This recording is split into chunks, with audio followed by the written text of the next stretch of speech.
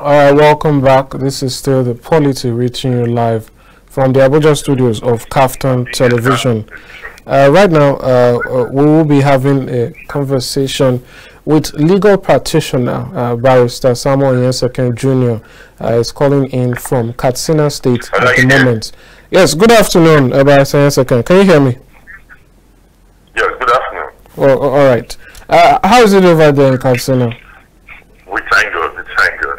All right. So let's talk about some recent happenings in the polity. Let's start with the issue of the Labour Party. I know that you've been affiliated with them recently. I don't know about the present, but I'd like to hear your take on the crisis in terms of the leadership tussle, where we're seeing an acting chairman emerging, even though there's still some rift and factions are emerging. What's really going on, and what does this mean for the future of the party? I've always had and I've always voiced my concerns about the way the management and the leadership of Labour Party carried out their affairs. And I used to be a stakeholder with the Labour Party, and coincidentally, my humble self and the national chairman of the supposed national chairman of the Labour Party in the person of Julius Aburi, we both come from the same constituency, what is known as the Edo Central Senatorial District. I know him personally, and he knows me personally. Apart from that, we are both professional colleagues. He's also a lawyer, and I'm also a lawyer too. And we also, by affiliation, I have some friends who are also his friends also too. So, but notwithstanding, it's very pathetic that the issue of the Labour Party, it has to be coming at a point when our party, the presidential candidates of both the PDP and even the Labour Party, they are all before the tribunal. And the summary of the story is that the Labour Party chairman was suspended by his ward members in Edo Central District, where I come from, and subsequently they approached Justice Mwazu of the FCT High Court to on the basis of that suspension that was carried out, another sundry allegation against him to grant an ex-party order for him to step aside as the Labour Party chairman. However, the reaction of the Labour Party chairman the next day was that he approached also to the High Court sitting in Benin to inure in his favor some also interim relief by way of an ex-party motion. So the consequence is that in the priority of hearing or the interpretation or the priority of two concurrent or coordinate judgments of court is that the latest in time prevails. So I think can you take that again? Which one prevails? Yes. Which one prevails? Yes, I think consequentially, his some aggrieved parties and his ward members and some persons actually approached the FCT High Court. No, I mean the last part. Yeah, I mean the last part of what you said. Which of the judgments did you say will take precedence? Yes, the judgment coming from Benin State High Court, because that is the latest in time. Okay. Yes, that should take retrospective and immediate effect. That is the one any other person should comply with. All right. Because it is the latest judgment of this issue as to regard this for suspension and otherwise. Okay, all right. Yes, so it took retrospective effect in that regard. So both the police, both the party members, consequentially they are bounded by that recent, though the two judgments are from the same court, but in terms of retrospective effect and in terms of actually obedience to same, is my humble opinion that the most present one from the Benin State High Court takes precedence. It doesn't set aside the order that was made earlier by the FCT High Court, but in terms of giving priority attention is the one from Benin City that takes effect. So, and however, it's an ex-party order. An ex-party order do not last by the different rules of State High Court, including the FCT, do not last mandatorily more than 14 days. So, and if there's no provision for new interlapse, so it is taken that the ex-party order will elapse by sometime this week. And so, and number two, one may be concerned about the order secured by another faction of the Labour Party is that the order itself did not mandate the police officers at all to go and effect the order. So I'm very surprised that anybody can go over to the Labour Party, invade the office and take over and say proclaim and attribute chairmanship of the Labour Party to himself. That is actually a wrong procedure, a wrong concept, and a wrong way of actually enforcing court orders. Court orders, parties are meant to obey them. However, we have the beliefs of court, we have the sheriff, the law enforcement, the Department of Enforcement Unit of different courts to enforce it. So it's not for the other Mr. I think Apata for him to invade the Labour Party and say he wants to enforce the orders of the court. Meanwhile, the matters are sub judice. I believe by now parties would have filed papers in reaction to the orders that they secured. So I implore parties to maintain status quo. And the position is that, my own position, sir, is that Mr. Julius Aburi remains still the Labour Party chairman in view of the recent High Court judgment secured from Benin City. All right, that's fair enough. What do you make of accusations against the ruling party over this issue? Recently, the APC released a statement saying that it shouldn't be blamed. I believe in the principle of law. I'll do it to represent and the mode that means a party cannot be a judge in its own case. One. Secondly, two, the right of the principle of fair hearing. APC, we've not heard from the APC, and we've not seen a connection, we've not seen a nexus to say this is the APC. I take that as a political statement from the Labour Party. We've not actually seen the connection, we've not seen any stakeholder from the APC, we've not seen the APC organ, their neck or any very top ESCO member of the APC trying to attribute sources of the takeover of Labour Party by the Apata faction to them. So I think it remains an accusation.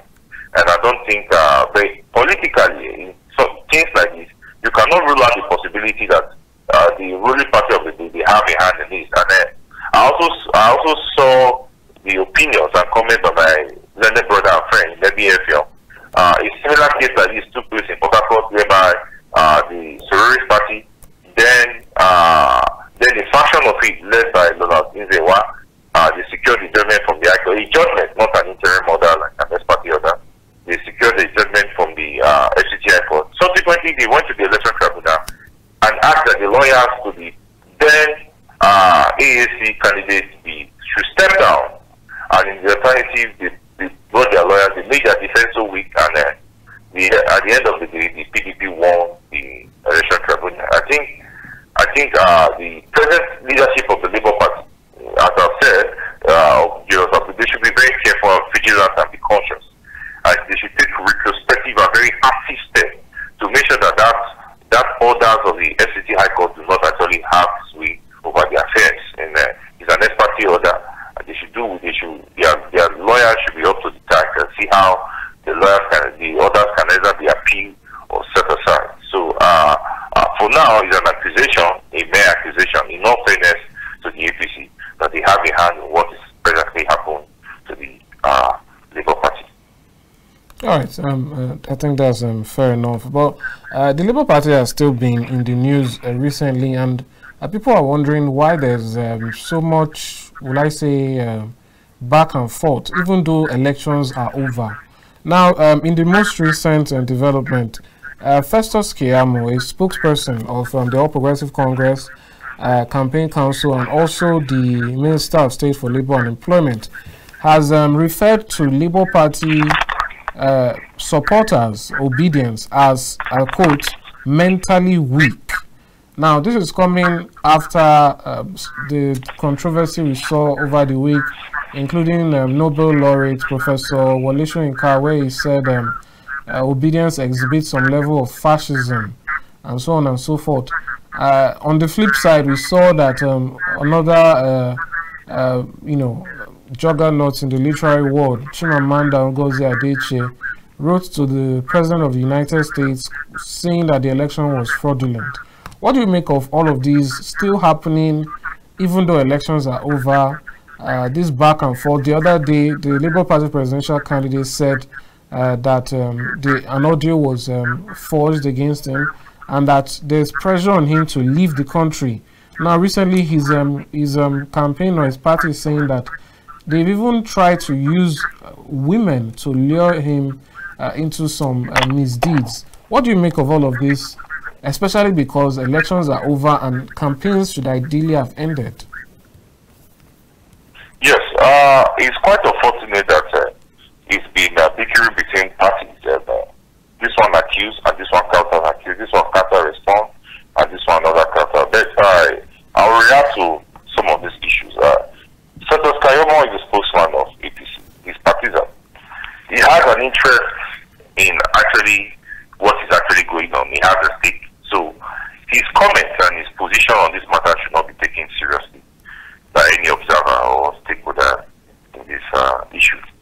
The issue basically is not, we need not to buttress it, we need not to say it so much. The last election that was done, the presidential election that was done by INEC, it had some problems, some basic problems. And in my own personal opinion, I don't think the election actually meets with the requirements of the Electoral Act. But be that as it may, the different statements are credited to the Labour Party on one hand. These are also political statements to whip emotions, to whip sentiments, and why are all this coming now when the matters are before the courts? They are subjects. So I will encourage the Labour Party and their presidential candidates to please concentrate on the matters they are filing before the courts and leave all other sundry issues. Then also the sovereignty of Nigeria is intact. So anybody seeking the help of foreign organizations or international bodies and foreign countries no, they cannot resolve any of our problems. We have the court system. We need to encourage the court system. We need to be vigilant about it. We need to be watchful to make sure that the rule of law actually prevails over this recent election that was done by INEC. And so I will encourage everybody to wait for the pronouncement of the Presidential Election Tribunal, and also to the Supreme Court judgment on this matter. And also I will encourage every person to please maintain a form of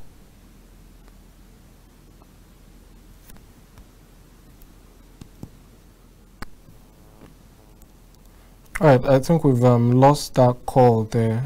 Let me see if I can get him back online.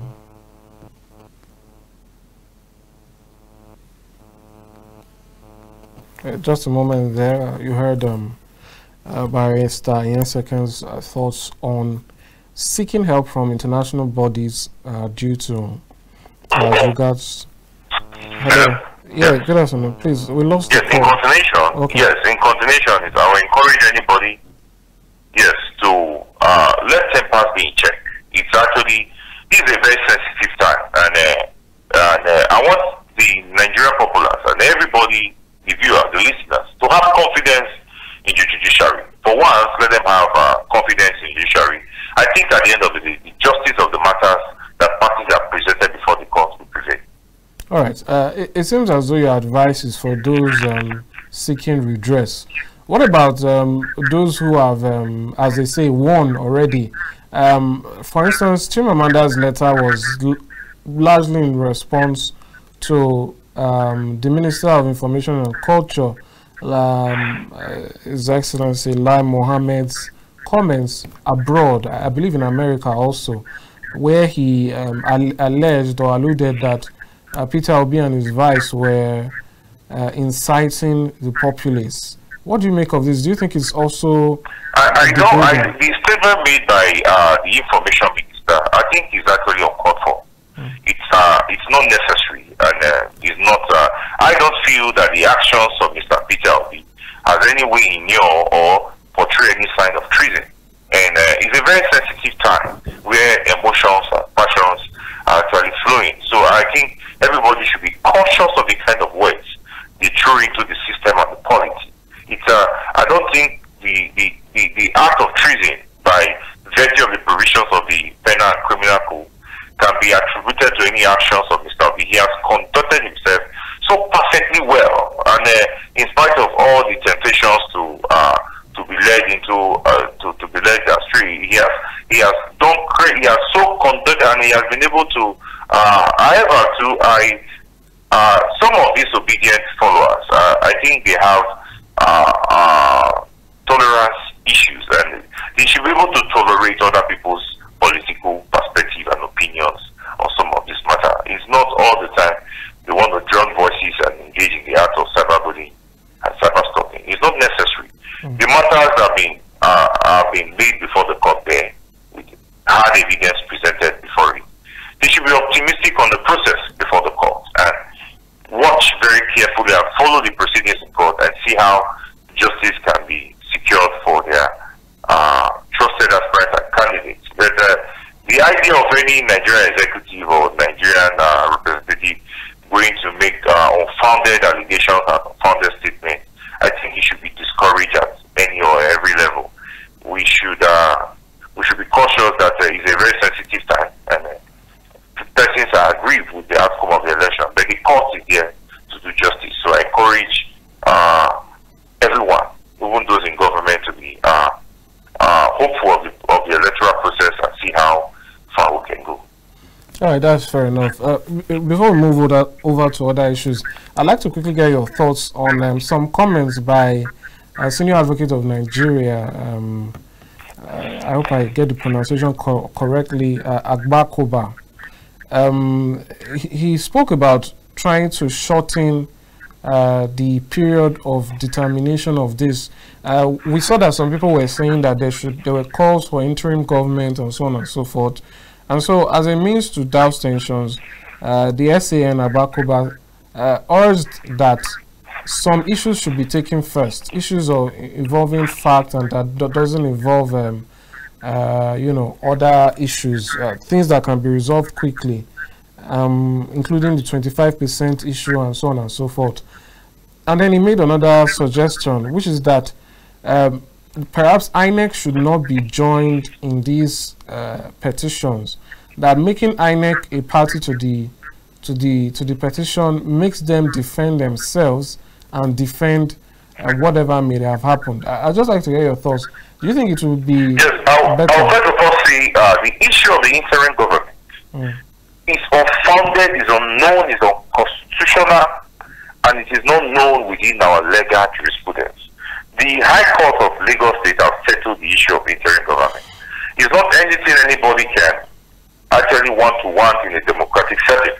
So I think the process must be allowed to run its course. Interim government cannot stand in our time. It has been pronounced by the court as purely illegal. Then coming to my learned senior, Olisa Bakoba, and the issues he has raised, we must first of all understand that Nigeria is a place that has not grown to some certain level, even when compared to fellow African countries.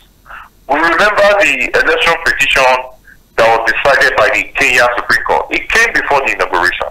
It's because the judicial system has developed to a certain state that can be said to be perfect, to some level of perfection. We lack that in our national system. And the voluminous and the quality of what has been presented before the election petition tribunal in Nigeria, before the presidential election tribunal holding at the Court of Appeal, the thing cannot be decided between now and inauguration. It's practically impossible. It is practically impossible.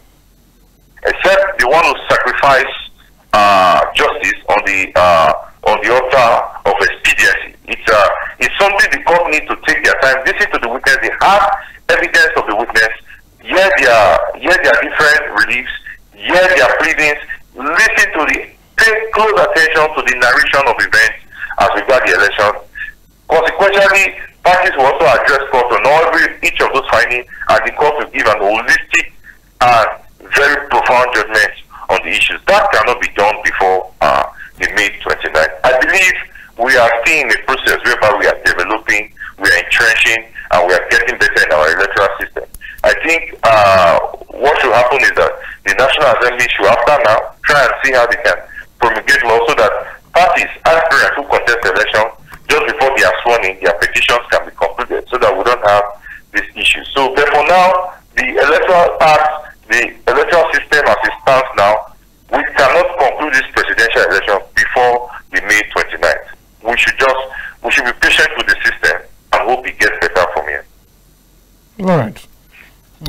think that's fair enough.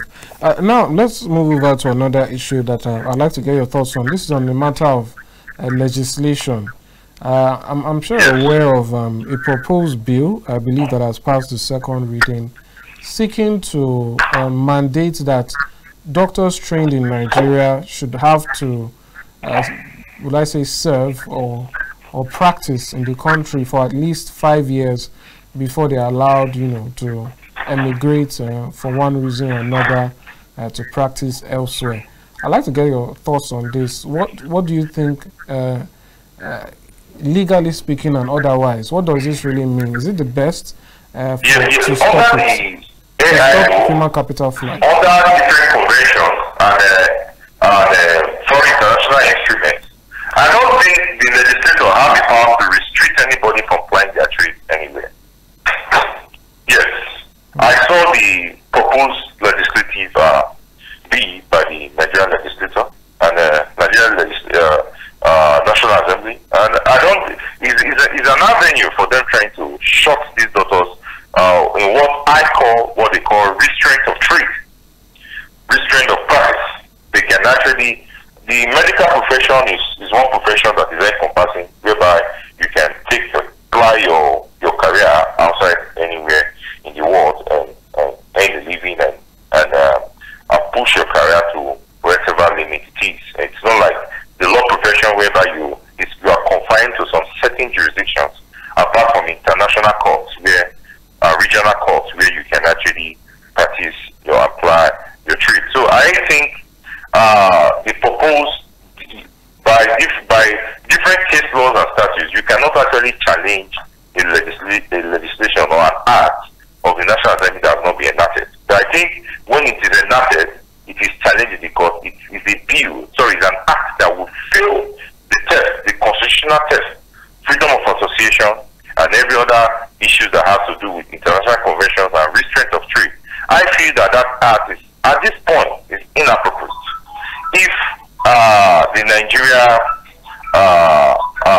legislature feels they can improve our system, then they should do everything within their powers to make sure that the medical profession come alive in Nigeria. They should do everything to make sure that the executive introduce measures, give more funding, pay close priority attention to primary health care and the well-being of doctors and their means of trade, and better pay for them. It will encourage them to stay, but the attempt to use the legislation to guard them from actually exploring areas of diverse field, I think it will constitute restraint of trade. It will be unacceptable. In my view, it's not something that can fly, and when it is put to test in the court, will not see the light of the day. That is my opinion on that aspect. All right, two follow-up questions to that.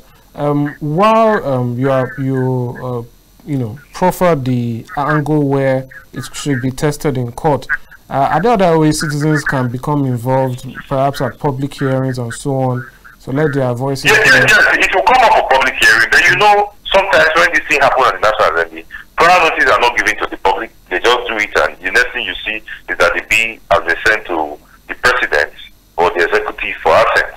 So it will not come before proper scrutiny. People will not be invited to give their positions on the matter.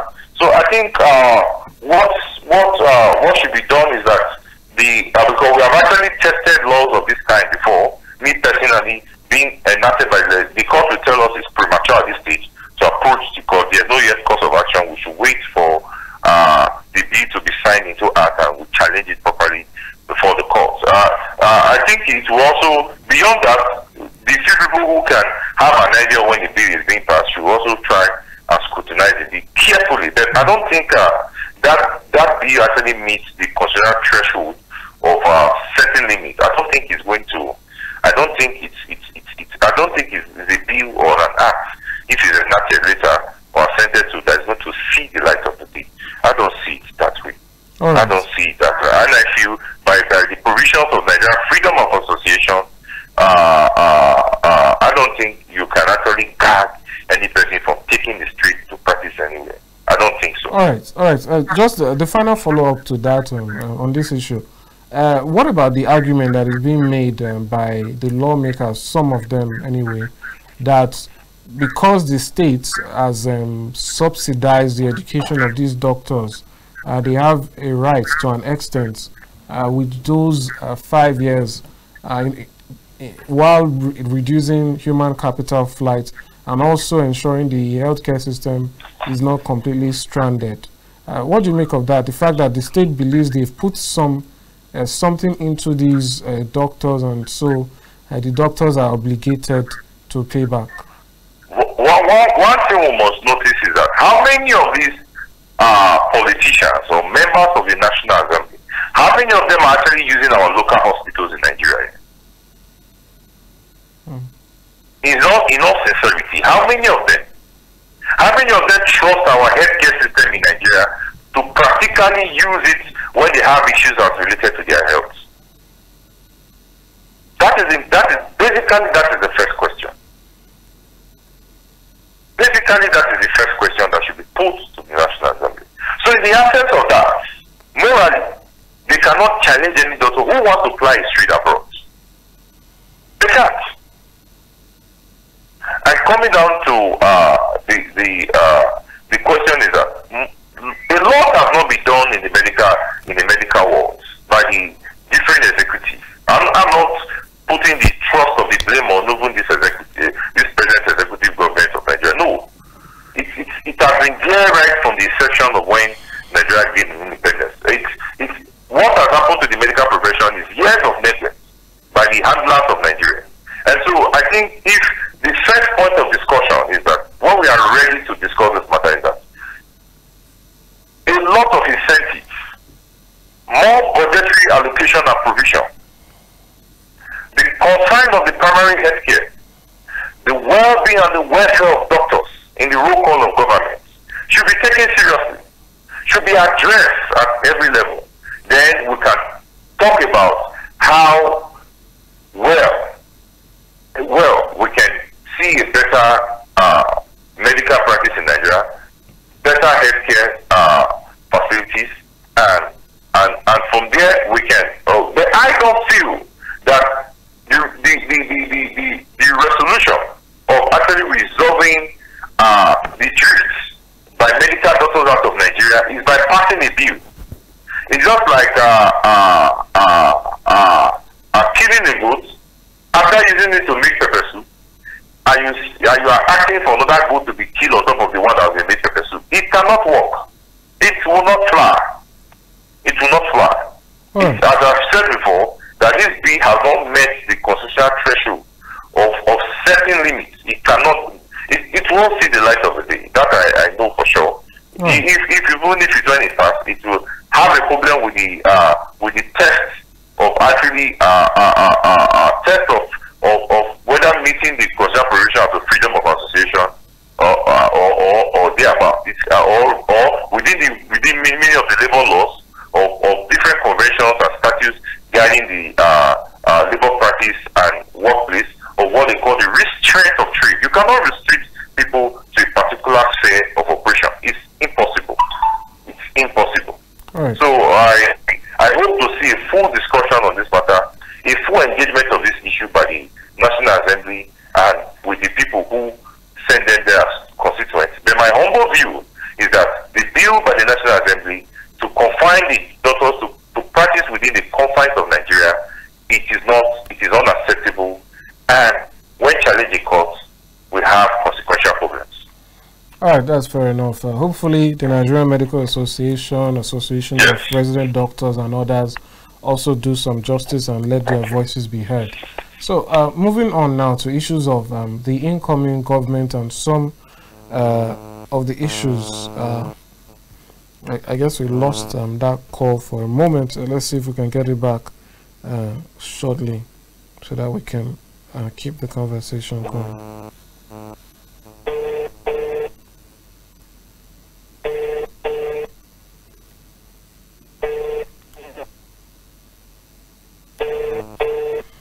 All right, I think our guest has stepped away for a moment. Hello, are you still there? Yes. Hello, Yes. can you hear me? Yes, you have more questions? Just two more and we're done, please.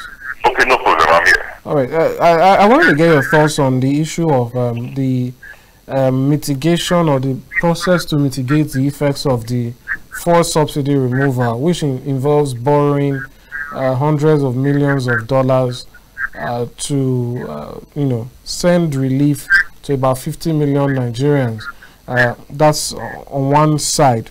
I'd like to get your thoughts on what you think that is going to yield.